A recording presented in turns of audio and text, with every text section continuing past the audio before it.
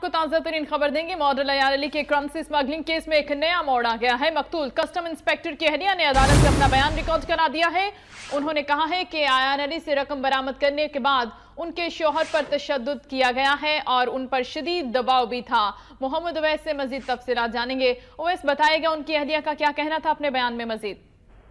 जी बिल्कुल Shaista, currency smuggling case में एक नया मोड़ देखने में आया है। मकतूल कस्टम इंस्पेक्टर की अहलिया ने आज अपना बयान जो है कलमबंद करा दिया गया, जिसमें कहा गया है कि आज से कब अगर कस्टम की जानिब से कोई बयान मेरे मुतालिक अदालत में जमा करवाया गया है तो उसे कल अदम करार दिया जाए। वो बयान मेरा नहीं है। आज पहला बयान अदालत के रूबरू रिकॉर्ड करवा रही। उनका कहना था कि मेरे जो हस्बैंड थे उन पर शदीद दबाव था। जब उन्होंने एयरपोर्ट से मॉडल अयान अली से करंसी बरामद की तो उसके बाद उन पर शदीद दबाव था। मुख्तलिफ सियासी जमातों की जानिब से भी उन पर दबाव डाला गया। वक्त आने पर जो सियासी शख्सियात हैं उनके नाम भी मंजर आम पर ले आऊंगी। मेरे शोहर एक फर्शनाज और ना बिकने वाले कस्टम इंस्पेक्टर थे और मेरे शोहर को नामालूम अफराद के हाथों कत्ल करवाया गया। 1 साल गुजरने के बावजूद अभी तक मुकदमा तो दर्ज किया गया, लेकिन कोई शफाफ तहकीकात सामने नहीं की गई और ना ही उनके जो कातिल थे उन्हें गिरफ्तार किया गया। जी शुक्रिया आपका मोहम्मद उवैस।